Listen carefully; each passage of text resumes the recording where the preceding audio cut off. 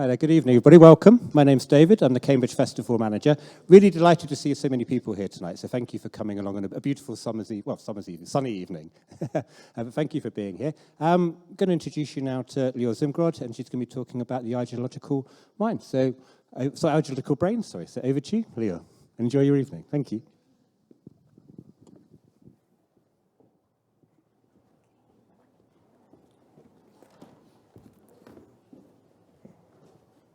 Thank you. Hi, everyone. Thank you for being here. I'll come up here for just the beginning, just because it's such a beautiful library and historic place that I thought that maybe I'll start by doing a very, very brief reading at the very beginning, because actually I started my career in Cambridge, and I started my very first studies, ideas were all here. So it's a wonderful kind of full circle moment to come and talk to you about the book today, which came out a week ago. So it's brand new, but it has this long history. So I'll start by doing a quick reading, and then I'll tell you all about the science behind it and all these things I've discovered and learned in the last decade since I first started thinking about these ideas here, about what it means for a brain to gravitate towards extremism, and really looking at that relationship between our minds and the really compelling ideologies that we often gravitate towards, but which can actually also be very toxic for our freedom. And so in many ways, this is a kind of conversation today about ideologies, but it's also a conversation about freedom. And I'll talk a little bit, and then I'd also love to hear your questions, responses, so I'll leave plenty of time for that too. So I'm bringing you back to about 10 years ago in 2015, and where I was at that moment, which was a very sunny time, like today, but very different circumstances. I sat in a darkened university laboratory, a tiny room enclosed by black walls. The dimmed lab was usually occupied by neuroscientists of sleep, who laid participants down on makeshift beds and measured the electrical activity of their brains at rest, drifting off to dream. Yet I was interested in the opposite of slumber. I was there to detect the neural signature of choice, of free will. Over a long summer, I stuck electrodes on the scalps of participants and watched their brainwaves dance on the monitor, fidgety lines climbing and collapsing, rendering invisible processes visible. In these experiments, I studied what brains look like when they obey commands, as opposed to when they make free and spontaneous decisions. With the techniques of neuroscience, I learned that obedient actions evoked neural activity patterns that were markedly different from free choices. At the time, I was a psychology student at Cambridge, interested in sensory perception and the neuroscience of free will. I was passionate about the potential of neuroscience to shed light about fundamental questions about human consciousness, what it feels like to be aware or unaware of a sensation, how unconscious impressions are formed. And so I volunteered as a research assistant for my professor's research projects on weekends and holidays. Very fun. I spent the summer's bright afternoons in the little windowless experiment room, gluing sensors to skin with sticky jelly, installing and reinstalling a lattice of metallic discs and wires on participants' heads. In the evenings, I would analyze the results, zooming into one of the smallest units of neuroscience, the electrical potential that precedes every movement, voluntary or coerced. Under the glow of pixelated neural impulses, I searched for the subterranean, unconscious markers of human freedom. But this was 2015, and outside the sunless laboratory room, new forms of fundamentalism were on the rise. When I heard news about young British girls being drawn to go to Syria to join ISIS, a question tugged at me. Why were these particular girls lured into extremism? Many commentators chalked it up to demographic factors and the dangers of the internet, the foolishness of youth, a lack of liberal education, or the perils of financial or cultural precarity. But these felt like insufficient explanations. Many people endure socioeconomic and technological risks. Demography is not destiny. So why did these particular girls join an ideological war that led to their expulsion from home and the erasure of their freedoms? Why them and not others? Perhaps demographics and folk psychology could not capture the full story. Maybe there was something about their brains that made these young people vulnerable. I was curious to see whether I could connect the cognitive and neuroscientific methods I'd grown to love here and apply them to the domain of politics, to questions about ideologies. Could a person's susceptibility to extreme worldviews be rooted in the idiosyncrasies of their cognition and biology? Was it possible that human consciousness could be fundamentally altered by adherence to dogmatic ideologies? And so that was the kind of seed for research that I've spent the last decade doing, and that's culminated in this book. And I'm excited to share some of these experiments with you, some of these ideas with you today. And one of the things that I've really been asking myself over the last, clearly, while, is what is it about a particular person that makes them susceptible? And as I said, could it be that we could actually trace that to psychological, cognitive, even biological factors? And what do we do with that information if that's true? Now, different forms of extremism are constantly changing. We're constantly seeing them arise on the political landscape. And some things that were very fringe very recently are suddenly becoming mainstream. And the many kinds of extreme ideologies are now taking new types of forms. Many are now taking place online communities, on the internet, in ways that are insidious, in ways that try to recruit young, vulnerable people. And others are much more visible. But still, one of the questions that I've really been curious about is what unites different forms of extremism. Obviously, they look very different to us, right? Left-wing extremism looks very differently to right-wing extremism. Nationalistic movements look very different to environmentalist movements. And there are many differences amongst them. But are there also factors that are kind of parallels that run across all of them? And what do we do with that? And so today I'll be talking about several questions that really try to think about what it means for a brain to be ideological. And when I'm talking about the brain, I really am talking about the brain, not just kind of a metaphor for psychology, but really thinking about the brain as an organ that can be really receptive to dogmas and rigidities that surround it, so that ideologies might actually be things that kind of affect us and come within us. And so I'll be asking several questions, and a lot of these depend on breaking an assumption that there is a small group of vulnerable people and that they're very different from the rest of us. And that's something that's often a comforting assumption, right? We are very resilient, we're safe, and there are just a few radical people out there. But actually, in a lot of my research, I've found that it's very much a continuous spectrum, that there are some people who are highly susceptible to extreme and ideological ways of thinking, and other people who are very resistant. And so when we understand that it's a spectrum, that it's something continuous, we first of all can study it. We can study it in every kind of population. But we also have to reckon with our own vulnerability and the fact that there's a spectrum, but we might even shift along that spectrum. And so I'm really interested in why are some brains, why some people are especially susceptible to extreme ideological doctrines, and doctrines that sometimes also encourage them to act violently against others, sometimes against themselves. Who is most susceptible? What are the characteristics of that kind of person? And when we're exploring these characteristics in psychology and biology, then there's suddenly this kind of urgent question of, can people change? What do we learn when we learn that there are all these traits that make some people susceptible? And to do this research, to kind of delve into these topics, I've used this new kind of field called political neuroscience, which uses neuroscientific techniques to study questions about politics. So we're really looking at measuring the brain, measuring behavior, and looking at how that relates to people's ideological commitments and their convictions, how passionately they hold on to those ideologies. And what I'll hope to show today and what I explore in the book is that there are these psychological and even neurobiological traits that predispose some of us, some people, to ideological thinking.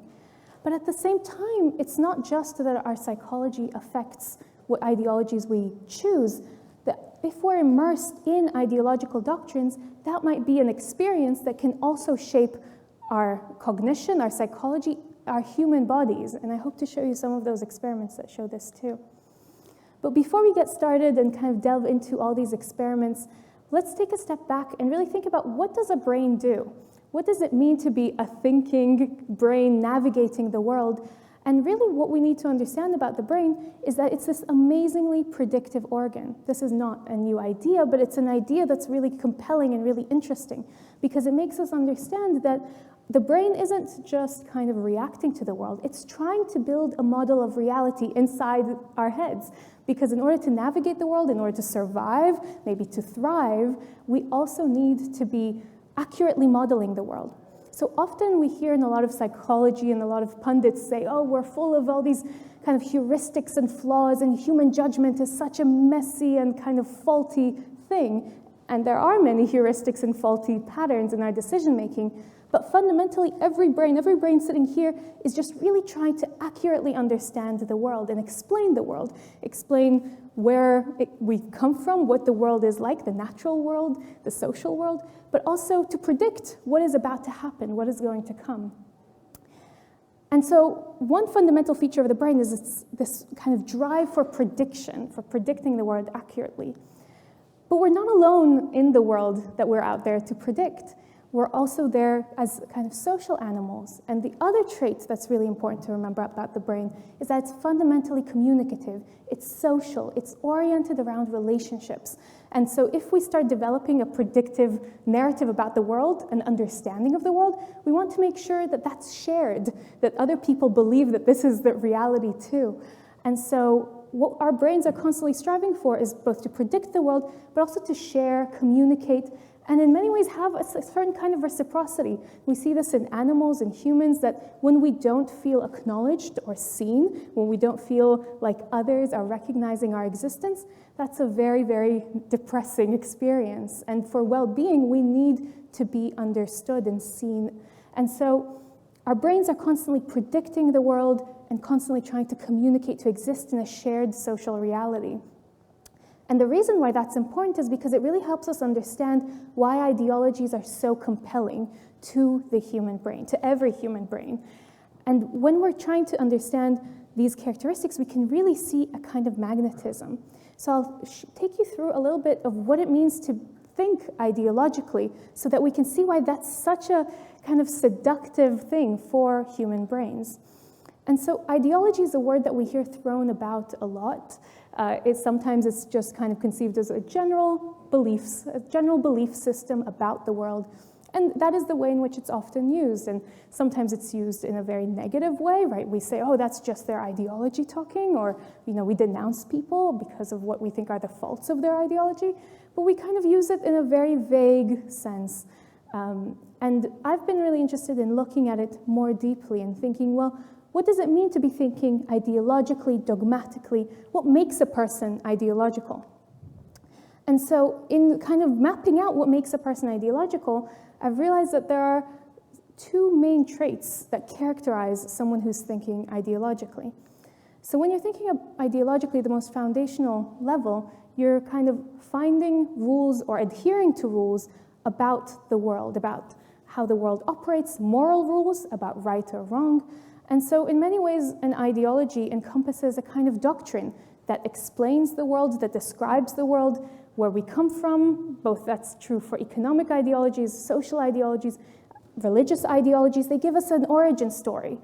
And they give us rules for how we should behave with others. Every ideology is kind of a set of prescriptions for what it means to be a good or a moral person. And in addition, so the doctrine both gives us a kind of guidance for what is morally right or morally wrong, but it's also a kind of, like we said, a kind of a way to explain the world, a causal narrative for causes and effects. So where we come from and what kind of reactions our actions will produce in the world.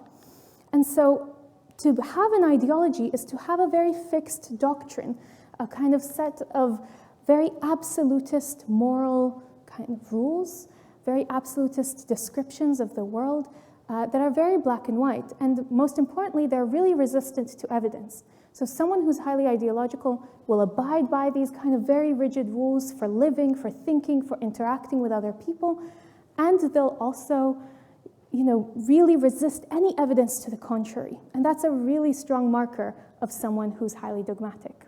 But that's not the whole story, right? Because it's not just about adhering to a doctrine and believing in it completely. When you are kind of following a belief system and ideological belief systems, you see that you come to really depend on identity categories, on saying, well, these are believers and these are non-believers, these are followers and these are non-followers, a kind of us and them mentality. And so what we see is that in all ideologies, regardless of the mission that they try to espouse, we see that there is this kind of fixed identity. And these things are an identity that's accompanied by very visible identity markers that kind of categorize who is part of the group, who isn't part of the group. And in many settings, that can seem like a useful thing, right? We know who we can trust. We know who we should enter into social exchange with. But in the context of ideologies, it becomes almost a guiding force for how people lead their lives. They kind of really exclusively affiliate with other members of their group, of their ideological group, and they really reject and are hostile to anybody who doesn't believe the group or seems to threaten that group.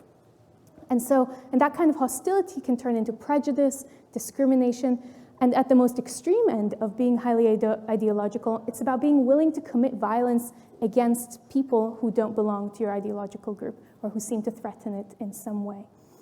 And so when I've been thinking for a long time about how the brain works, and I've been thinking about how ideologies work, it seems like there's a kind of perfect match, because these ideological doctrines seem to satisfy our need to predict the world, to explain the world. They give us those kind of frameworks for understanding. And at the same time, those identities are just a way for us to communicate. They give us the channels through which to feel belonging, a group to belong to that accepts us, that we feel part of, which is such a good feeling, right? So many people are searching for communities that accept them, that reflect them. And at the very strong end of being ideological is to have both of these components, is to have a fixed doctrine and a fixed identity. Sometimes I get asked, can you have one and not the other? Can you just be, if you're a passionate sports fan, are you ideological? And I think those are kind of border cases. Well, probably not quite. But the moment that a fan or has which is where the word fan comes from, becomes ideological, is when that kind of group loyalty, first of all, becomes hostile, has the potential to be violent, but that also becomes kind of doctrinal in a way that it resists evidence, and it kind of affects how a person understands and processes any kind of evidence and any kind of information. There's also questions about the reverse. Can you just be really rigid about your beliefs, but not care about your identity or identity groups? And those cases kind of exist too, when you can be really kind of philosophically rigid, but you're not applying that or evangelizing it to other people. But to see a person who's highly ideological will usually see both coming together and acting together. And so we really see this almost scary magnetism between what minds and brains are doing as they navigate the world and what ideological narratives offer, which are these very coherent, very clear, very binary, very black and white explanations for how the world works and the community to belong to. And so that's kind of the starting point for understanding why we're all potentially attracted to ideological solutions, ideological ways of thinking. But what makes some of us more prone and others less? And that's where the scientific experiments have kind of come in. So I might run a little experiment with you, which is an experiment that I run with many participants. I've run with thousands of participants all over the world. And don't worry, no one's going to be asked anything, so you can do it privately in your head. But this kind of test is a psychological test where I ask people to take a bit of time, take 2 minutes or so, and tell me all the potential uses that they can imagine for a mug, or any other kind of object. So those uses can be conventional, they can be unconventional, whatever comes to mind. And I'll give you some, if you were participants in the lab, I would say I'll give you some time. And some people will say, oh, you can drink tea, you can drink coffee, you can secretly drink wine, you can drink water. You can drink so many things with a mug. And those people might have a lot of ideas. They might be very intelligent. They might think of a lot of ideas. But they're not very flexible because all their ideas have to do with the same thing, which is drinking something from a mug, which is also the most conventional use for a mug. But someone who's highly flexible will give me a lot of very different and almost like radical ideas sometimes.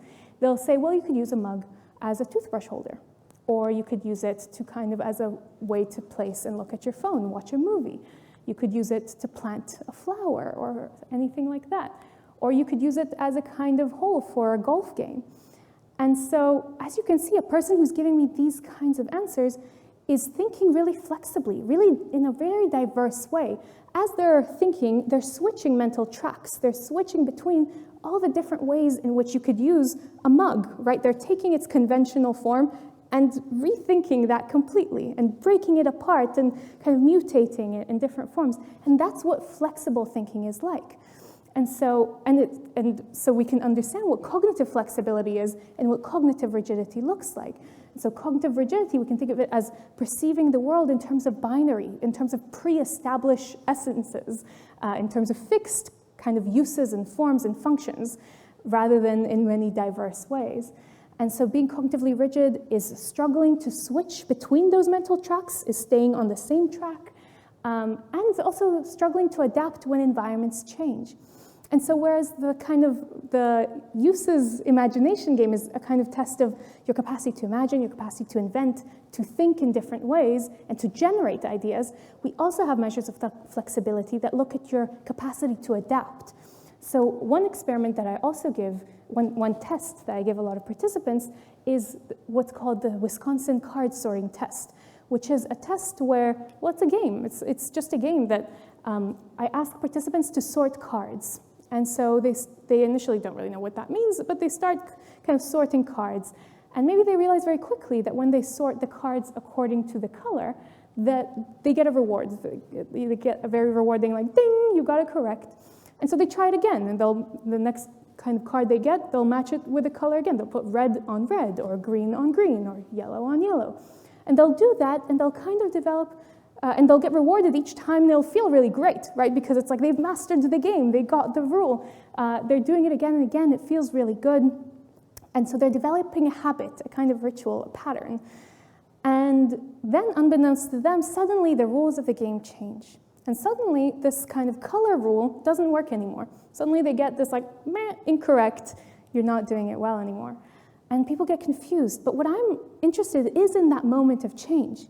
Some people will adapt. They'll say, okay, well, let me look for another rule. And they kind of learn, and they kind of take on the evidence, and they adapt their behavior, and they change, and then they learn to follow a new rule. And those are cognitively flexible people that are very adaptable to changing environments, to changing conditions. But then there are a lot of people who are much more rigid, that when that change comes, they resist it. They hate it. They hate the change. They hate the uncertainty. And they try to apply the old rule again. So they try again, never mind, I'm going to try applying the color rule again. And they get a negative feedback, no, you're getting it wrong, but they'll try anyways, right? They'll persevere even when the evidence, when the environment gives them a lot of information that they should change their behavior, but they really resist the change. And those are people who are more cognitively rigid and less adaptable. And what we found is that looking at, and I've done this experiment with hundreds of people and given them these kinds of cognitive flexibility games, and what we find is that people's cognitive rigidity on these kind of tasks relates to the kind of rigidity with which they approach the political world, which is amazing because these kind of tasks, as you can see, have nothing to do with politics, nothing to do with political thinking, with political decision-making. They're purely about assessing people's cognitive style and their information processing style, how they react to the world. And what I've seen in several studies is that actually we see that when we plot the political spectrum, people both on the extreme right and on the extreme left will be the most cognitively rigid on these kinds of tasks. These tasks that are visual or linguistic, we see that really clearly, and that people who are more moderate, more independent, less closely tied to ideological groups, those people tend to perform the best on these kinds of cognitive flexibility tasks. And this is interesting because although now you might think, yeah, that makes sense. You know, someone who's really extreme will be a rigid thinker, and that really makes sense. But actually, it really goes against a lot of what people have predicted would be the case. Because for a long time, political psychology, this whole field, has assumed that really the group that's very rigid is on the right, on the political right. That the kind of political right is the side that upholds tradition, the status quo, that resists change. And so there has been this hypothesis called the rigidity of the right. And the alliteration really helps that hypothesis become very popular. But actually, when we look at the full spectrum and study also extremism on the left, we see that they can also be as cognitively rigid as the people on the extreme right. So really, this kind of cognitive rigidity lends itself towards risk to becoming extreme to any kind of, or at least politically, any kind of ideology. And it's not just something that would propel you to the right, it can also propel you to the left. And I think that's especially important to remember when we are looking at new forms of ideologies, that some which we might favor, others which we might be skeptical of. But for me, the most important thing is if you want to advance kind of and make social progress, sometimes we think you have to be rigid, but we can see that that also kind of enters the person or reflects the person in how they problem solve and how they process information, even not about politics, right? So it's kind of like the psychological reverberations of being very rigid are clear even when we ask you to invent or to imagine. So it's really striking. And what we see is that also people who are most likely to endorse ideological violence are also going to be the most cognitively rigid. And so people who are willing to harm others in the name of their ideological group, who are even willing to harm themselves, who are willing to die for their group, to kind of really commit extreme acts of violence against themselves and others, are the most cognitively rigid on these tests. And so we see across many domains, politics, violence, religion, nationalism too, that the most ideological people will be cognitively rigid in just every kind of psychological problem solving or information technique. And so when I've looked at these findings, that makes you even more curious, well, how far does this go, right? Because if we're seeing these correlations, these patterns between how people are thinking just generally, psychologically, and how they're thinking ideologically, maybe we can also trace those reverberations down into the human body, into neurobiology, into physiology. And we find some amazing studies that suggest that we do continue to see these patterns kind of entering the person further down. And so when researchers conduct studies like the ones I mentioned, where with EEG or electrodes and do neuroimaging studies and looking at people's, also their physiological responses to events, to the world, to information, what we find is that there are particular emotional and physiological sensitivities that render some people more likely to be more ideological, more extreme. And so, for example, we see that ideological thinkers tend to be more emotionally impulsive in how they process information. So they'll be kind of running to the front of the line, they'll be seeking thrills, they'll be making rash decisions, they'll not really have good inhibition mechanisms. And that's in their everyday thinking, and we see that that really predicts who will most likely endorse violent political action. We also see that ideological thinkers, when they are confronted with injustice or injury of someone on the opposite side, a kind of out-group member, they'll be physiologically numb to their pain. So there was this amazing study that looked at whether people believed that economic and social hierarchies are good and natural and necessary, or whether they believed in a more egalitarian worldview, where they thought that actually those kind of hierarchies and inequalities were wrong and not necessarily natural parts of human life. And what they did was they showed these participants videos of people experiencing adversity, in particular people who are at the lower end of those hierarchies, which are people who are homeless. And so they presented participants with videos of people who are homeless talking about their adversity, about the challenges of their daily lives. And they also gave them a control video, which was just looking at coffee beans being processed. So one is obviously just kind of a neutral information kind of video, and another is really talking about a human injustice, a human struggle. And what they found is that, people who believe that those hierarchies are wrong and not natural and something that maybe we should correct, those people really reacted, their bodies reacted to the videos of the injustice, of the descriptions of the adversity. We saw their heart rate spike, their physiological responses. When we measure with skin conductance, we can measure people's kind of physiological arousal and distress. You saw that their bodies reacted. They were biologically disturbed. But people who believed that economic and social hierarchies are good, natural, nothing that needs to change, when they watched the videos of homeless people talking about their struggles, their bodies betrayed no change. Physiologically, they were numb, they didn't react. When the researchers compared the videos of them looking at coffee beans and how their bodies responded when they looked at the homeless video adversity descriptions, there was no difference, which is a really chilling, I hope it's a chilling effect, because it shows just how our ideologies condition our responses to the world, our responses to injustice, to injury.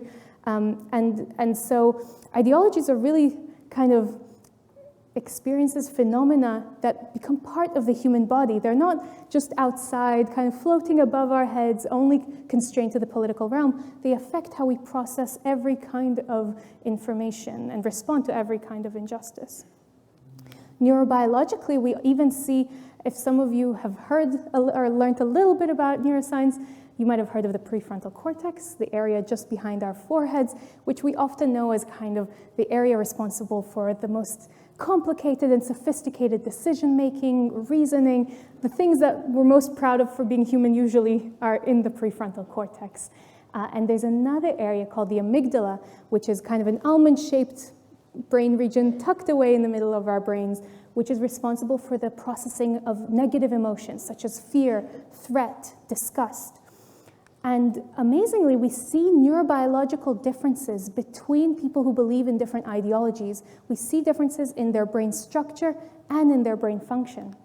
So for instance, we find that right-wing believers will have larger amygdala than left-wing believers. This is a pattern that's replicated in multiple studies with hundreds of participants in multiple countries. And it's really amazing and interesting, and we're still making sense of it. Some people think that maybe because the amygdala processes negative information, maybe there's something there that means that people who have that a kind of excessive or extra kind of level of negative emotion processing, maybe they gravitate towards conservative ideologies that often deal with issues of threat, disgust against kind of immigrants or moral impurities, and those kinds of fearful emotions. But it could also maybe go the other way. Maybe actually it's not only that if you have a kind of neurobiological sensitivity like an enlarged amygdala, you will gravitate towards conservative ideologies, but maybe actually the experience of being immersed in a conservative ideology that constantly obsesses over threat, disgust, and fear, maybe that's an experience that actually physically changes the brain. That's not something we know yet. We're just there to see the pattern and make more sense of it. We also see that people who are more extreme, more radical believers will tend to have a less sensitive areas of the prefrontal cortex and the areas behind it called the anterior cingulate cortex. And so the more extreme you are, typically the worse you are at monitoring your own errors, at figuring out when you're right, actually, and when your beliefs correspond to reality, and when you're not. And we see that neurobiologically. And we even see there are studies that look at people who've experienced brain damage, such as soldiers, war veterans who have experienced traumatic brain injury. And we see that specifically those who've experienced brain injury in areas of the prefrontal cortex, they tend to be very radical in their moral beliefs, in their ideological beliefs, in their political beliefs after that injury. So again, we're kind of looking at both the characteristics that make people gravitate towards certain ideologies, extreme ideologies, and also how different experiences, whether that's changes to the brain or changes to a person's social environment, might actually be factors that change the way the brain is functioned and structured. And we even see, if we go down even deeper, we even see that there are genetic dispositions that make people more likely to be more rigid and extreme thinkers. And I ran this massive study looking specifically at a molecule that all of us know, which is dopamine, and looking at how differences in dopamine can actually help predict who is going to be the most cognitively rigid thinker or the most cognitively flexible thinker. And I found that people with specific genetic variations tend to have dopamine distributed in their brain in a different way, and they tend to be the most psychologically rigid people. So when you have more dopamine at baseline because of the nature of receptors and concentrations of enzymes, this is for biologists. But for the biologists who are interested, it's all there too. Learning about how dopamine tends to be distributed in our prefrontal cortex or in areas more deeper into our brain in the reward circuitry and the striatum, that balance of how dopamine exists and orbits our brains can predict who is most cognitively rigid or not. And so we've kind of been traversing all these different layers from kind of psychology and behavior, these cognitive styles and information processing, emotion, physiology, and all of these factors are helping us see what might put someone on a highly susceptible position on this kind of spectrum of susceptibility to extreme ideologies, and what might make someone more resilient. So when we're going back to that question of who is most susceptible to extreme ideological doctrines, we see brains who tend to be more cognitively rigid, more emotionally impulsive, with specific kind of neurobiological sensitivities, tend to be the most at risk for thinking in extreme and dogmatic and evidence-resistant ways. But then there's also the question, well, these are all these biological or biologically connected mechanisms. Can we change? Can a person kind of break free from those very dogmatic and narrow ideologies? And yes, everybody's position on this kind of spectrum can change, and everybody can become more flexible thinkers and kind of detach from these more narrow ideological doctrines. And so someone who is highly susceptible can become more resilient, and someone who's quite resilient in particular situations can be more at risk. And so that brings us to the question of what brings people to, what makes people change? Why do some of us change, and how do we react to certain ideological triggers? And in order to think about how people change and also to think about how people become more extreme, I've kind of thought about how we take that spectrum that's kind of on one dimension or two dimensions, and we turn it more into a spiral to think about what makes someone more likely to gravitate into extremism. And the reason that I've been thinking about a spiral is because when we're thinking about spirals, especially ones that kind of like become more and more intense, kind of like the logarithmic spirals that become more kind of tight in the middle, we understand how becoming immersed in an ideology, become intoxicated by an ideology in many ways, can kind of propel us really quickly, but can propel each of us to various degrees. So someone might be kind of closer to the middle, another person might be very resilient and further back. And so someone who's very resistant and resilient, in order to push them to become more extreme, you have to work very hard. You have to put them in a very authoritarian environment, in a digital environment that's very dogmatic, very binary, very emotionally volatile. It might start to sound familiar for digital citizens. But you have to do a lot of work. If you have a person who's very flexible, to turn them into a very rigid ideologue, you have to do a lot of work. But someone who's already at risk, if you kind of give them a little push or they experience some kind of event that pushes them even a little bit, they will very quickly, very rapidly, and very profoundly become very extreme, very dogmatic, very passionately embracing those kinds of ideological rules and narratives and solutions to the world. And so when we're starting to frame how people's psychological dispositions interact with the ideologies that they choose, we also need to take into account the broader environment and how that's affecting their psychology. And so when we think about these kinds of environmental factors, we can think about how stress can make people more susceptible to extreme ideologies, how experiences of social exclusion, and how experiences of scarcity. And there are some amazing studies that are really showing how our brains react to these environmental stressors in very profound ways. So I'll tell you just a little bit about how that works, how we do that in the lab. So for instance, if I wanted to look at what are your responses when I stress you out? Do you become more flexible or do you become more rigid? How do your psychological habits change? Well, in order to induce stress while being kind of ethical, what we can do is we ask people to just spontaneously speak in front of a group, which is a bit of a stressful experience sometimes. And for some people, it can really stress the body out. And we can see that physiologically. A person who's suddenly asked, come to the front of the room and speak in front of a group, that's a very stressful experience. If we didn't want to do a social stressor, but we wanted to literally just look at what happens when we physically stress the body out, what scientists do is we put participants' hands in a bucket of ice water for 3 minutes. And that just naturally kind of activates all of the body's stress responses. And it's a very effective, but a little mean, kind of scientific tool. And so we can kind of look at all kinds of stressors or natural stressors, like when people experience exams.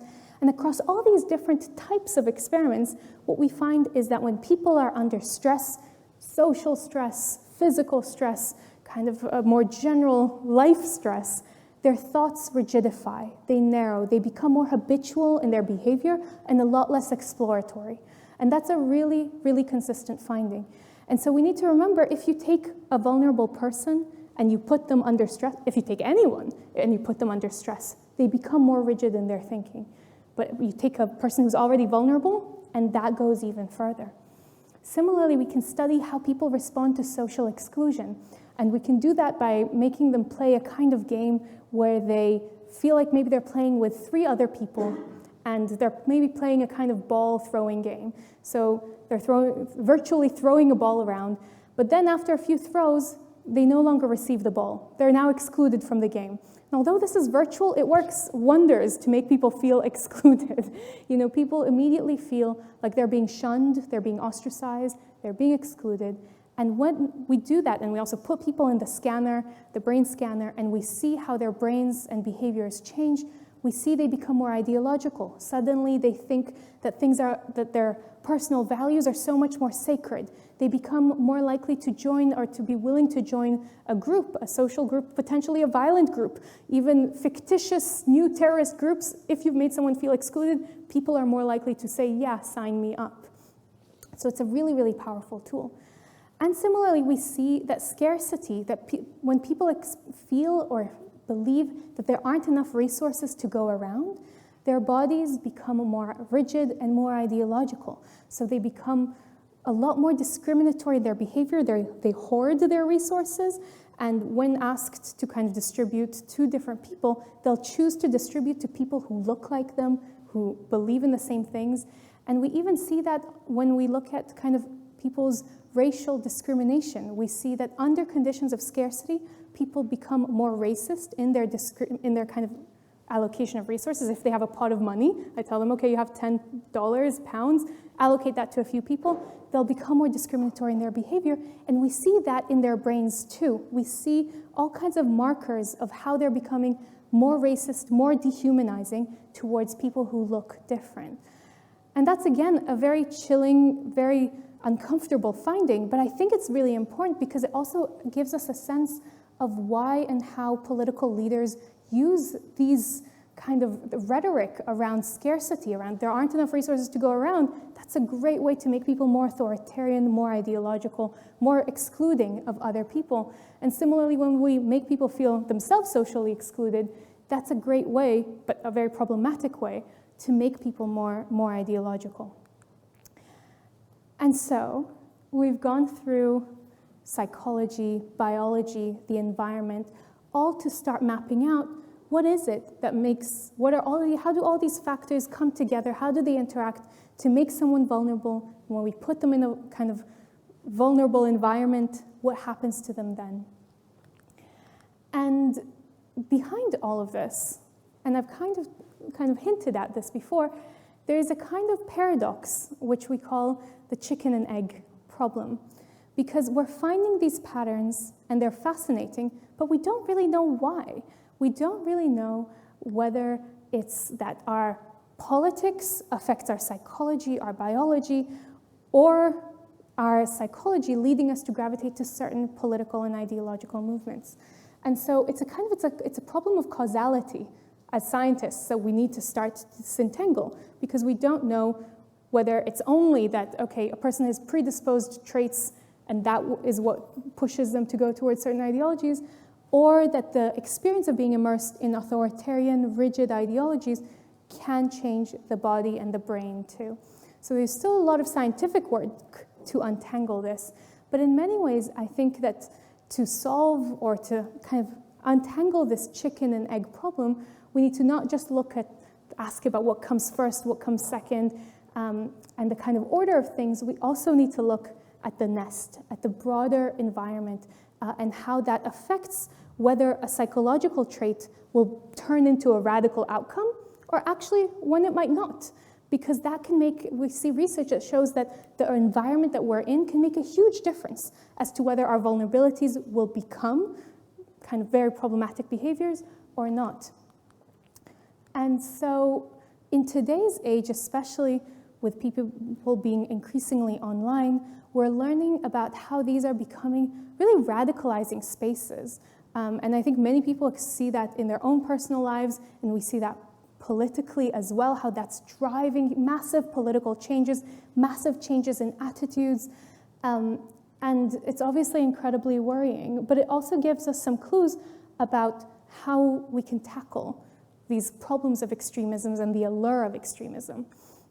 Because what we see is that in these digital environments, on the negative side, often the algorithms that shape how information is shared, how information is circulated, that those algorithms very much prey on the exact characteristics that make someone vulnerable, right?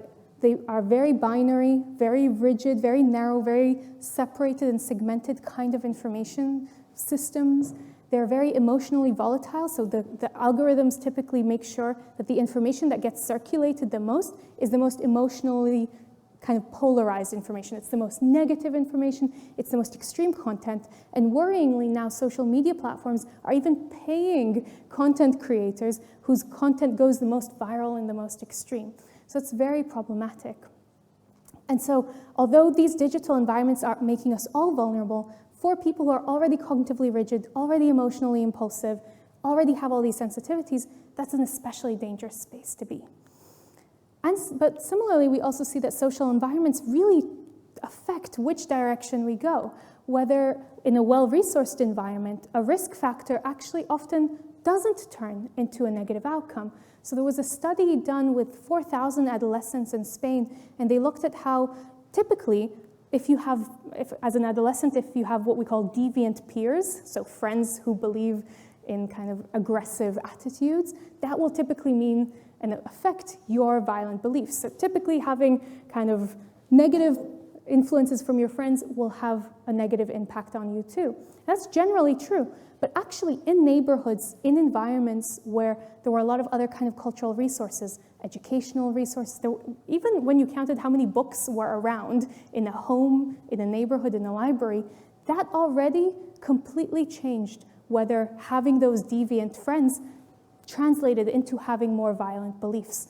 So a well-resourced social environment can really buffer, can really create resilience, even amongst all these kind of risky factors. And so between all these discussions about the factors that make people radical, the factors that make people think in more narrow ways, it's also, as I mentioned before, a question about freedom. And what is interesting to me is how ideologies don't merely, affect how we view politics or even just each other, but they affect the kind of human being that we are. But that also means that there's a lot of choice there, because each of us can choose what ideologies we hold and how passionately and extremely we hold those ideologies. One of the things that I found most consistently is that it's not just what you believe that matters, but it's how passionately and extremely you believe it. So every kind of worldview can become extreme, totalizing, dogmatic, but each person has their own private decision about whether they take those ideologies to the extreme. So overall, we see that there are these psychological and neurobiological risks that mean that some people are uniquely and especially sensitive, susceptible to those very alluring, authoritarian, extreme worldviews because of the nature of their personalities, their brains, and those kinds of characteristics that they hold. But also, there are effects of actually adopting an extreme worldview. And that can potentially be an experience that transforms our bodies and our brains. And that means that having dangerous ideologies is dangerous, not just politically, but on an individual level. And that's also where I locate many of the kind of remedies, in a way. Because if it exists on an individual level, that's also what we can change. And flexibility itself can be cultivated, can be enhanced on an individual level. And those kinds of belief systems and identities that are very rigid, very narrow, very exclusionary, can be rejected towards a much more flexible way of living that tries to kind of encompass evidence, encompass plurality, and finding even a way to be non-ideological or to lead a life that tries to resist ideological ways kind of at every turn. So I'll end by just reading you something from the very end of the book, and then I'd love to hear your questions or responses or thoughts.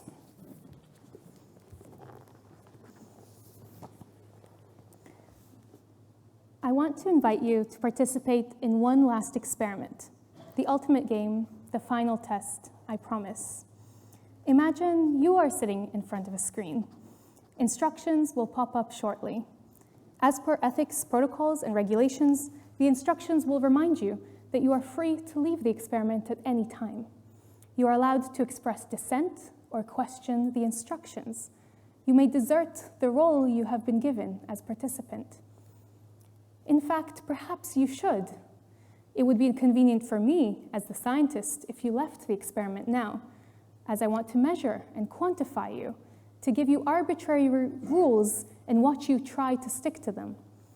But maybe you should get up, step out of the room, and walk freely. Know that you can leave. Remember that you can resist irrational rules handed down to you.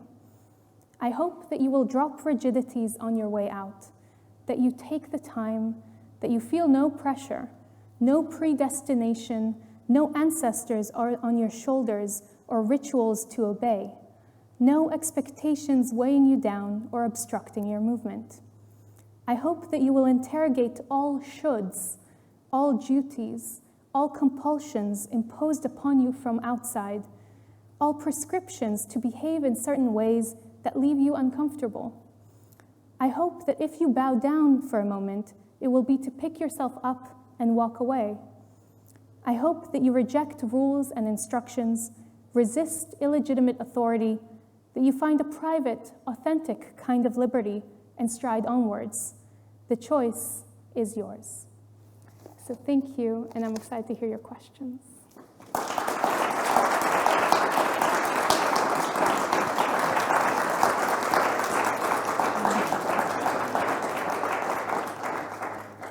I think there'll be roving mics around, so I think there's a question there. Yeah. I was just wondering about the effect of age. Oh, sorry.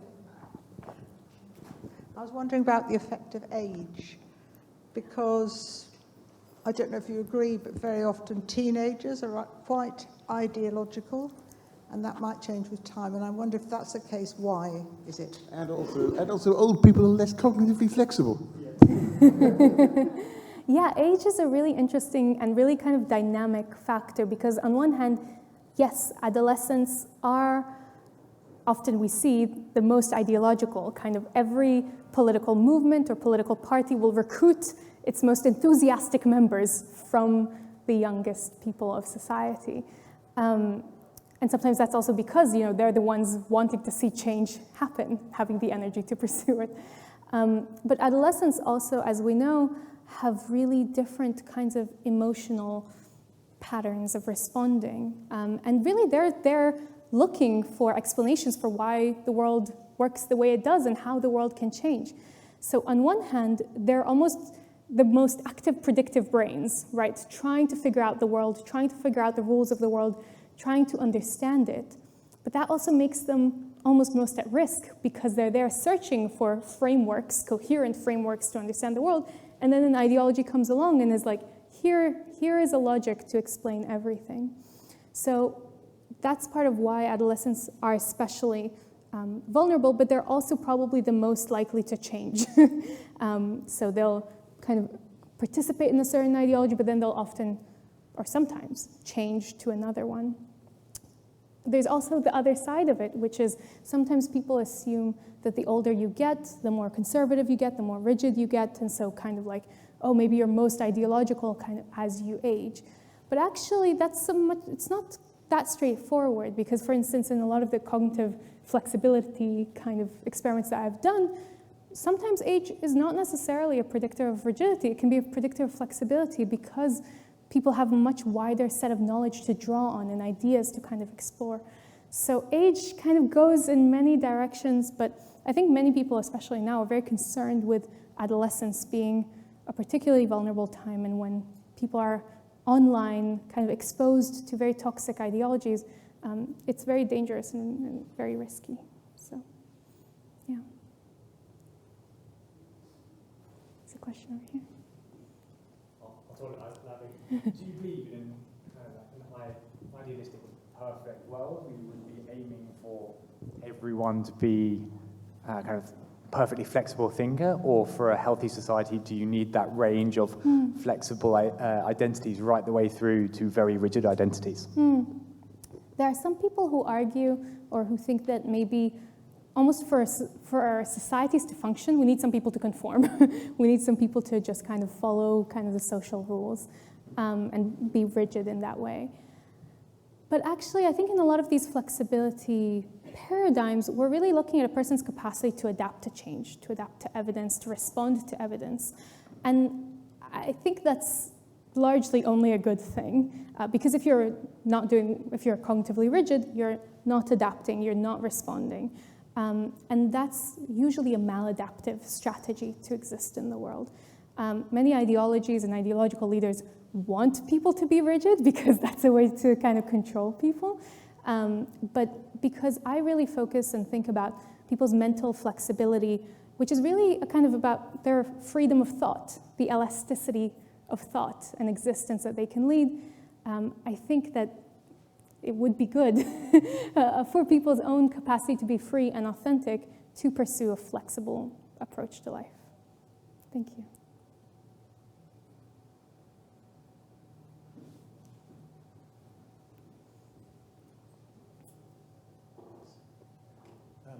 So I spend far too much of my time on Facebook arguing with people about politics and environmental matters, and I can't help noticing that people on the extreme rigid right very often have a hard time spelling and constructing correct English sentences, and I'm sure a small bit of this is due to dyslexia, but I notice you have not used the word intelligence in your talk as far as I remember. Is that the same as cognitive flexibility? And I wonder why I don't see that on the extreme left, because I've got some very rigid left-wing friends, but they can write. It's a great question about intelligence, and actually in all of these studies we measure people's intelligence separately and control for it to see whether that explains all the whole story or not. And actually, although sometimes there's a relationship that if you're highly intelligent, that can promote flexibility, all these patterns exist regardless. So even if you're highly intelligent, if you're highly rigid, that will kind of dominate. So intelligence is not enough to be flexible, to be intellectually humble, which is kind of to be not dogmatic, to be kind of to take on evidence, counter arguments, debate. So I don't know if it's a good or a bad thing that intelligence is not related or not such a strong predictor of people's ideological extremism. But in some ways it's good because it helps us understand that even a very intelligent person can be susceptible to the allure of these very rigid worldviews. So it's not in itself a protective variable. Neither is necessarily always education. So in all of these things we control for age, educational, all these kind of demographic factors, and they don't affect the results. So yeah, it's interesting. Yeah, I think there are a few questions. I'm wondering. I'm wondering if intelligence might help in one area in particular, which is that if you're a more flexible, if you're a more intelligent thinker, even if you're rather less flexible, if you're toward the outer edge of that cognitive, of that spiral into extremism, it might help you rationalize your way out of it. Of course, it might also help you rationalize your way into it. People are terribly good at that. In general, for this biology versus neurology versus politics thing, I think all of these things are feedback loops. Everything you experience is going to modify. It's going to modify on your neurology, and your neurology is going to change how you reason. It's just too complicated a loop for us to understand. There's one result I ran into a while back looking at amygdalae of people with autism who died at various ages. And it's no autism is an anxiety disorder, so these people experience a lot of anxiety. Those who, the amygdalae shrank. The best guess is that neurons were dying of sheer overload and stress. And it's possible that might be an adaptation that makes you less prone to fear as you get older if you've got an anxiety disorder. I wouldn't recommend it in the general case, though. Still, just a point more than an argument. Yeah, and I think that recognizing that it's a feedback loop, or basically, sometimes it's a false dichotomy to say, like a chicken or egg problem, or do the arrows point this way or that way, because they point both ways, and they kind of reinforce each other, and that's why it's also so easy to kind of spiral into extremism, because you start following this ideology, it changes you. So in many ways, an ideology sculpts its adherence in its image, which is a kind of scary potential reality. Yeah, there's a question in the back, yeah. Sure, thanks. It was a really interesting talk. I just thought maybe you could clarify for me. Sometimes you sort of conflated, I think, maybe the terms ideology, or there were some various different uses of the term. And I think authoritarian political opinion was one use of the term, and I absolutely kind of see that one. I think when we're talking about far left and far right ideologies, you can, of course, have far left ideologies, for example, that are not authoritarian. In that case, are you still meaning, do you see what I'm getting at? Does that still fall into the same category for you as that authoritarian far left opinion? Yeah, it's great. It's a great question, because, and authoritarianism, obviously, we often think of as like political movements, but we measure it and look at it in terms of how much an individual themselves supports conformity, obedience, or thinks that people should be more imaginative and playful and nonconformist. And so actually, it's a great question, because there are basically different studies that I've done, one looking specifically at authoritarianism, regardless of left or right, others looking specifically at left versus right. So you're right that there's a lot of different kind of offshoots or different like ideological dimensions here. But if I clarified each of those, we'd be for another hour. But yes, it's true. There are both left-wing and right-wing authoritarianisms. There's kind of left and maybe right without authoritarianism as well. So yeah, it's a great observation. Thanks. Maybe we have time for one more question.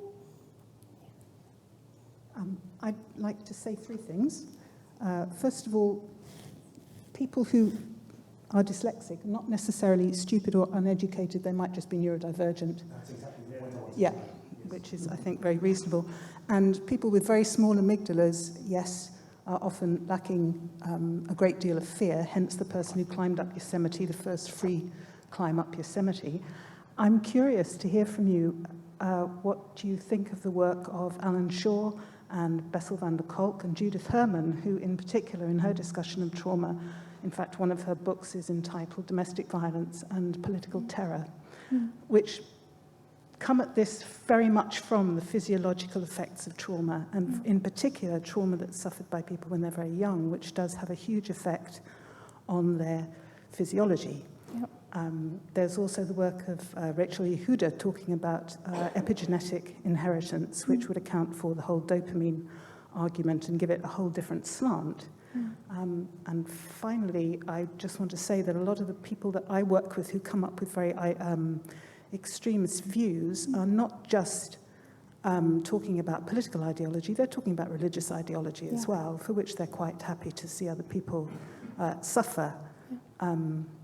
And I'm not talking about any one religion in particular. I've come across several people viewing several religions like that. And finally, it's very, very possible to change. As somebody who was extremely politically violent as a young person and just no longer am. But that was the result of a great deal of very hard work. Yeah. So yes, where do you stand in relation to these works of psychotherapeutic physiology? And change, yeah. Yeah, I'll try to integrate that into everything, and happy to chat later as well in more detail.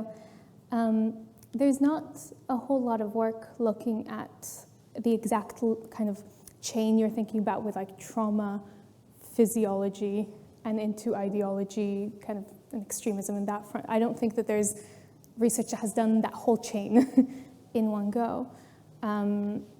It's interesting, it's complicated, it's just endlessly complicated because, like you said, there's so many patterns of change within a person's life, changes that are by choice, changes that are imposed from the outside. Some research that I've done has looked at people's conversion in and out of ideologies, and looking at basically what kinds of minds are most likely to have grown up in a dogmatic environment, a devout religious environment, and moved away to a more secular, flexible way of thinking, and also the people who go the other way, who grow up in very secular, kind of humanistic environments, and choose a very devout ideology by themselves later in life. And what I've found is that the people who tend to choose an ideology, to enter an ideology, are the most cognitively rigid people, and the people who leave an ideology are the most flexible group. They're more flexible than people who've been secular and their whole lives, which is fascinating and shows all these patterns of change and choice. And so I completely agree that it is about who a person chooses to be, and their bodies and brains come to reflect them as a result, right? This feedback loop, as we've been talking about. And so there's an immense amount of freedom of choice, even amongst all these constraining factors, all these